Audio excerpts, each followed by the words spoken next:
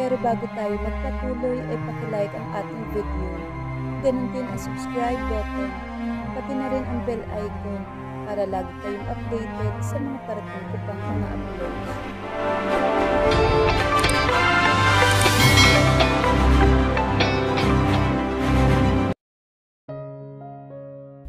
At nang buksan niya ang cabinet ng damit, nakalagay na doon na maayos sa mga damit niya, katabi ng mga damit ng asawa, at maging mga abubot niya maayos na nakalagay sa isang built-in divider. Ang mga sapatos naman niya nakita niya kaninang nakaayos na nakalagay sa isang shurak malapit sa pintuan, at ang pang-finale ang halos maluha siya sa nakita. Nagpalagay ito ng aircon para sa kanya, kaya pala walang electric fan sa loob ng silid nito. Kailan lang ito kundi sa asawa niya. Her heart is swelling with love and joy. Ginawa tong lahat ng asawa niya para sa kanya. Pinagandaan itong mabuti ang pagdating niya.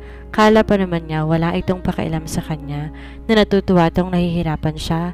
Pero sa mga nakita niya ngayon, napakasaya niya. Kahit na hindi siya nito binigyan ng cupcake man lang sa birthday niya, ayos lang. Lahat ng ginawa nitong paghahanda at pag-aayos ng bahay nito para sa kanya is more than a gift. Nabura lahat ng galit at selos na nararamdaman niya. Sana dumating na ito para mapasalamatan niya ito. Naku Ram, masusugod kita ng yakap at talag sa ginawa mo. Uwi ka na, mister ko. I miss you already. Nang lumabas siya ng silid para maligo, napatingin siya sa may mesa. May mga nakatakip na pagkain doon. Hindi niya yon kaagad napansin kanina. Nang buksan niya ay may pansit, spaghetti, fried chicken, lumpiang Shanghai, siomai at may cupcakes na maliliit. At nang buksan niya isa pang nakatakip, halos lumundag ang puso niya sa duwa. It was a chocolate cake na may nakasulat sa ibabaw na, "Happy birthday, Mrs. Ko." Oh God, umuwi ka na Ram. Gustong gusto na kitang makita. Nangilid ang mga luha niya. He really prepared all of this for her birthday. Akala niya hindi dito naalala na birthday niya ngayon at hindi lang cupcakes, kundi may cake pa. Nakaramdam siya ng gutom kaya kumain siya ng kaunti, pero hindi niya ginalaw ang mga cupcakes at cake.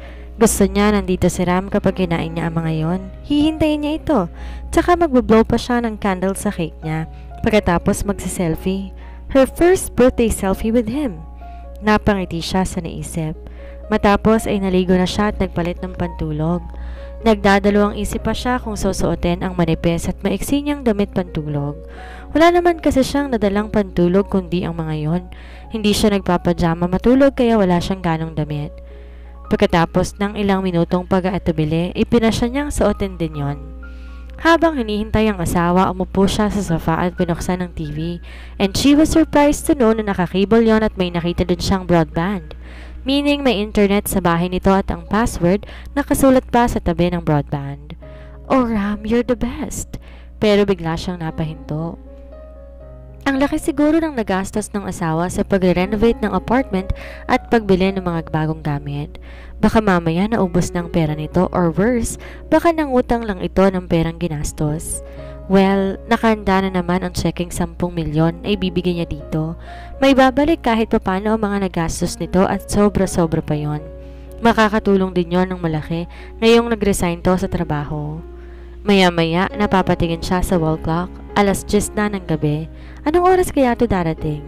Ilang oras na lang tapos na ang birthday niya. Sana dumating na to.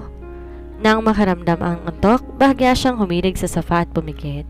Idlip lang siya ng ilang minuto. Ang pakiramdam na tila may humahaplos sa buhok at mukha niya ang nagpagising sa kanya. Namulatan niya ang gwapong mukha ng asawa. Nakaupo ito at nakatukwang sa kanya. Naiilang na umupo siya at inayos ang nalilis na pantulog. Manipis lang yon at maiksi. Bakit dito ka natulog? He smiled faintly. Nagsalubong ang kilay niya.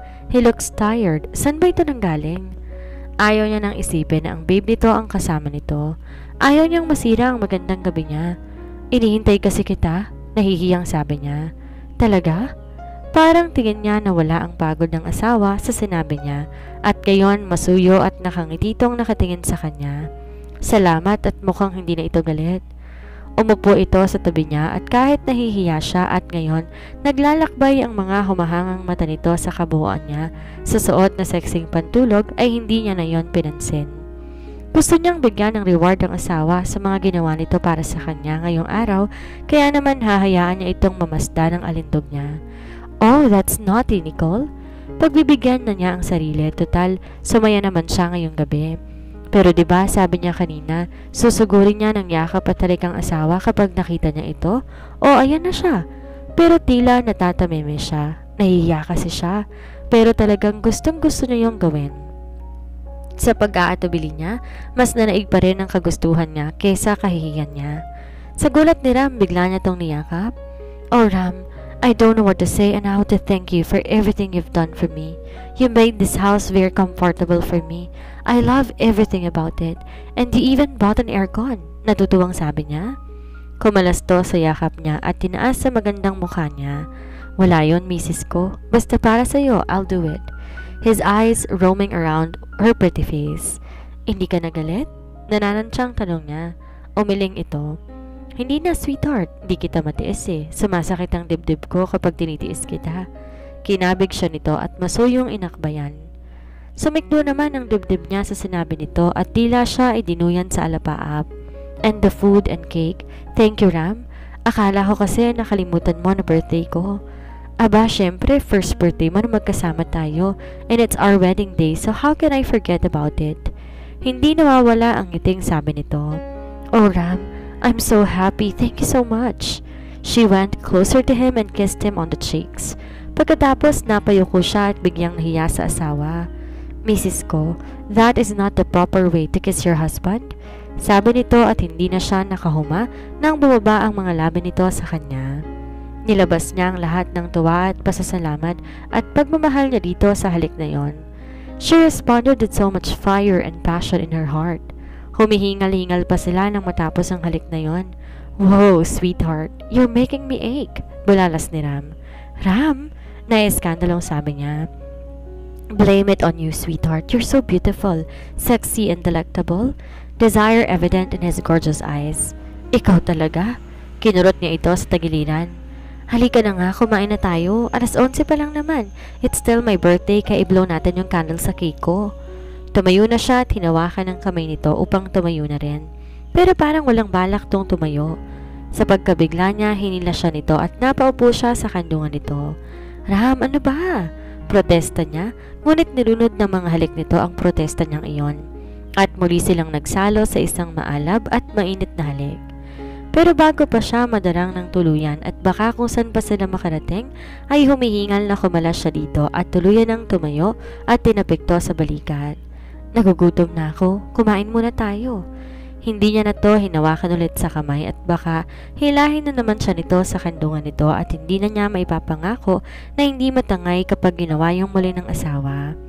Pwede bang ikaw na lang kainin ko? Pilyong sabi nito. Ram?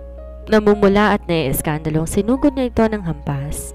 Tama na, sweetheart, kung makakalusot lang naman eh. Tsaka first night naman natin eh. Natatawang sabi nito habang sinasalag ang mga hampas niya. He, bahala ka dyan. Kakain na lang ako mag-isa. Kunway nagagalit niyang sabi pero namumula pa rin. Pagkawan ay napangiti. She likes this side of him. Naughty but caring. Wala nang nagawa si Ram kundi samahan siyang kumain. She blew her candle at pinitsuran pa siya ng asawa at natupad ang gusto niya ang mag-selfie kasama ito. Ayaw nga sana nito pero napilit din niya. Nilagay niya sa ref ang mga natirang pagkain. Siya na rin naghugas ng pinagkainan nila habang naliligo si Ram. Lihim siyang nangingiti. Nag-e-enjoy siya sa bago niyang buhay kasama ang asawa. Ang mga gawaing bahay na dati hindi niya ginagawa ay nagdudulot sa kanya ng saya dahil ginagawa niya yon para sa asawa. And they have a week na ibinigay ng papa niya na honeymoon leave nila. Sa makalawa ang alis nila papunta sa isang private resort ng kaibigan ng papa niya. Isa yon sa regalo ng papa niya sa kasal nila. Napangiti siya lalo. Sana mas lalo pa silang magkalapit ng asawa sa honeymoon nila. Paglabas ni Ram sa banyo na nakatapi lang tuwalya, naguhugas pa siya ng pinggan. Napanganga siya at ang dibdib niya nagsimulang kumubog. He is so hot. Diyos ko, kung araw-araw ko siyang makikitang ganito, hindi kaya magka-heart condition ako? Lagi na lang kasing abnormal ang tibok ng dibdib ko sa tuwina. Sweetheart, baka bumaha na dyan, nanunuksong sabi nito. Pagkapasok na ito sa silid nila. Anong baha? Pagtingin niya, apaw na ang palangganang pinaguhugasan niya. Sa pagkatulala niya, hindi niya napansin, umapaw na pala yon. Nakahinga lang siya ng maluwag nang pagpasok niya ng silid na kabihis na ito, nakapajamas ito. Nahiya siya sa suot niyang negligee. Nagmukha tuloy siyang nagbibigay motibo na may mangyari sa kanila dahil napakadaring ng suot niya, tapos ito naman napaka-conservative. Nininervyo siyang umupo sa isang gilid ng kama. Ano bang gagawin nila ngayong gabi? Matutulog pa sila or gagawin nila yun? Nanayo ang balahibo niya sa antisipasyon at nagiinit ang pisngi niya. Pagkuwan, biglang sumagi sa isip niya nung araw na tawagan niya ito sa cellphone. Napagod daw ito sa magdamag, sabi ng babe nito. At dito ba sa kamang ito nila ginawa ang bagay na yun? And to her horror, images of him and that woman sharing this bed flashed in her mind. Napaigtad siya nang hawakan siya ng asawa mula sa likod at simulang halikan doon. Sinimulan nitong ibaba mula sa likod ang tirante ng pantulog niya. Napapikit siya. Oh God! She loved what he's doing pero hindi makatkat sa isip niya na dito rin sa kamang ito nagsalo ito at ang babaeng yon. Nang iharap siya ng asawa upang halikan sa labi, umiwas siya. Sweetheart? Nagtatakang tanong nito at muli siyang tinangkang halikan pero tinabig niya ang kamay ng asawa. Pagkawan, tumayo siya. Hindi to kasama sa kasunduan natin, Ram, kaya hindi ko obligasyong ibigay sa iyo ang gusto mong mangyari. Malamig niyang sabi. Naglapat ang mga bagang ng binata. Anger across his handsome face. Tumayo din to. Nilapitan siya at marahas na hinawakan sa balikat at niyugyog. Anong laro to, Nicole? One moment you're sweet, the next moment you're cold. Pinaglalaroan mo ba ako? Kanina sa salas akala ko okay na tayo. He even wantonly responded to my kisses. May payakap-yakap ka pa. You were so sweet to me na kulang na lang langgamin tayo. Ako naman tong si tanga na paniwala mo na naman. Nakalimutan ko nga pala. Sinabi mo kanina sa kasal natin that you were just acting. I get it. You were just acting again a while ago. Pagkatapos, pasalya siya nitong binitawan. Napahawak siya sa mga braso niyang nananakit dahil sa mahigpit na pagkakahawak nito. Her heart in pain sa nakikitang galit ng asawa. No, I wasn't acting. Totoo lahat ng yon, Ram, pero hindi ko pala kayang may ibang babae. Sigaw ng isip niya. Bakit di mo siya tanungin kung sa kamang ito nito dinadala ang babe nito? Pero hindi niya kaya kapag sumagot ito ng doon nga. Mas mabuting hindi naman galing mismo dito. Alam niya na dito nga sa kamang ito tapos kukumpirmahin pa niya? That's like adding salt to her wounded heart. Pero sa halip iba ang nasabi niya. Mabuti nang marinaw sa umpisa, Ram. 6 months lang tayo magsasama, don't you forget that. So that means no sex for us. Mamaya pa niyan mabuntis ako mahirapan akong kumuha ng annulment. Bale wala niyang sabi. Bitch! Naggalawan ng mga panganitong sabi. Halos magliyab ang mga mata ni Ram nang tumingin sa kanya. Di naman siya nilapitan pero tila nilalabas ng katawan nito ang sobrang galit. Napaatras siya. Nang mapatingin siya sa vanity cabinet, nakita niya sa ibabaw noon ang checking inihanda niya kanina para ibigay sa asawa. Kinuha niya yon at tiniabot sa asawa. Gaya nung napagkasundoan natin, Ram, here is your 10 million check. Hindi nagpapaapektong sabi niya. Hindi yon inabot ni Ram at ni hindi tiningnan. Sa mukha lang niya ito nakatingin. At kung may natutumba sa tingin lang, baka natumba na siya sa sobrang puot na ngayon namamahay sa mga mata nito. Oh well, I will just leave it here sa ibabaw ng cabinet. Sa'yo naman na to so you can do whatever you want. Uncaring niyang sabi. Nang hindi pa rin to nagsasalita, umupo ulit siya sa kama at umakma ng matutulog. It's late. Kung wala ka nang sasabihin, bahala ka dyan. Patalikod siyang humiga. Narinig niyang bumukas ang closet. Nang sulyapan niya ito, nakabihis na ito ng t-shirt at maong jeans. Aalis ba to? Pero gabi na. Hindi, madaling araw na nga. Nang palabas na ito, napatayo siya at napalapit dito. Napahawak pa siya sa braso nito, tila pinipigilan tong umalis. San ka pupunta? Gabi na. Her voice trembling. Umismid ito. San pa ba?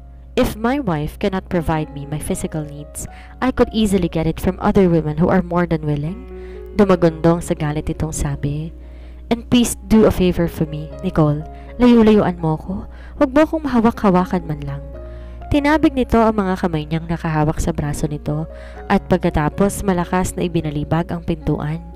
Naiwan siyang nanggigipos-pos. Magdamag siyang lumuha dahil hindi na bumalik pa ang asawa niya. Hinintay niya itong bumalik. Umasa siya na nagalit lang ito at babalik pag humupa ng galit at na hindi nito gagawin ang sinabing hahanap na ibang babae. Pero tumitilaok na ang mga manok, hindi pa rin to bumabalik. Ano naman tong nagawa niya? Kasalanan ba niya kung sobra siyang nagsiselo sa girlfriend nito? Malamang sa babe nito yun pumunta. Malamang sa kandungan ng babaeng yun na naman ito nagpasasa at ang puso niya tila hinihiwa sa sobrang sakit. Dahil napuyat, 11:00 na siya ng umaga nagising. Nakatulugan na niya ang pag-iyak. Agad siyang bumangon hoping na makikita ang asawa sa labas. Baka nagluluto na ito o kaya nanonood ng TV sa salas. Tumatakbo pa siyang lumabas ng silid and she has never felt more miserable na makitang wala doon ang asawa. Maging ang motor nito sinilip niya kung nasa loob ng gate pero wala, hindi talaga to umuwi. Matamlay siyang naghanda ng tanghalian. Nagsalang siya ng bigas sa rice cooker at tiluto ng adobo ang nakita niyang raw chicken sa ref. Nang makapagluto, naligo muna siya. Nakadamit pambahay lang siya, printed na short shorts at plain white t-shirt. Maluha-luha siya habang mag-isang kumakain. Ang sabi ng papa niya dati, masarap siyang magluto ng adobo, pero bakit hindi niya yon malasahan ngayon? Sisinghot-singhot, tinapos niya ang pagkain. Nakailang subo lang siya. Wala siyang ganang kumain. Kasalanan naman niya. Ang ganda na ng simula ng gabi nila. Kung hindi lang siya nagselos, di sana hindi umalis ang asawa. At kung hindi niya pinagsasabi ang masasakit na salitang iyon, pero nasaktan din siya, yun na lang ang paranggalang niya para kahit papano maproteksyonan niya ang sarili. Pero anong gagawin niya? Ang hilingin kay Ram na hiwalayan nito ang girlfriend nito? May karapatan ba siyang gawin yun? Oo, dahil asawa ka niya, but only in paper. May kasunduan kami na 6 months lang ang duration ng kasal namin, pero ikaw ang gumawa ng kasunduan na yan, kaya ikaw rin ang makakapagwalang bisa niyan. Kausapin mo siya, sabihin mo ang totoong nilalaman ng puso mo, once and for all maging honest ka naman sa sarili mo. With that in mind, lumakas ang loob niya. Kahit nakakahiya, aamin na siya sa asawa. Nakakapagod nang umiyak gabi-gabi. Kinuha niya ang cellphone niya, nag-type ng iti-text sa asawa. Ram, galit ka ba ba? I'm sorry, uwi ka na please. Her hands are shaking as she hit the send button. Ayaw niyang tawagan to at baka sumakit lalong loob niya kapag hindi nito yun sinagot o kapag pinatayan siya nito ng cellphone. Habang naghihintay ng reply nito, pinasya niyang manood ng TV sa salas. Di naman niya maintindihan ang pinapanood sapagkat nasa cellphone niya ang atensyon niya. Maya-maya, sinulyapan niya iyon at hinintay na tumunog. Nakaloud na nga ang message at ringing tone para kahit lumabas siya sa kusina or magpunta ng comfort room maririnig niya. Nang tumunog iyon, muntik pa niyang malaglag ang cellphone niya sa sobrang excitement. Pero nanlumo lang siya na makitang hindi yun galing sa asawa. Ang best friend niyang si Terry ang nag-text, nangangumusta. Nireplyan niya iyon at nakailang palitan pa sila ng text. Sumunod ng message ay ang papa niya at ang tita niya nangangumusta din. Nireplyan din niya. 1, 2, 3 oras nang dumaan pero walang reply mula sa asawa. Naiiyak na niresend niya ang message. Baka kasi hindi nito yun natanggap kaya hindi pa nagre-reply. Baka walang signal o kaya may network connection interruption. Nakalimang resend na sana siya pero wala pa ring reply at gusto niya nang panghinaan ng loob. Pero hinamig niya ang sarili. Kailangan magpakatatag siya. Siya ang may kasalanan kaya kailangan tiisin niya ang pagtratong ito ng asawa.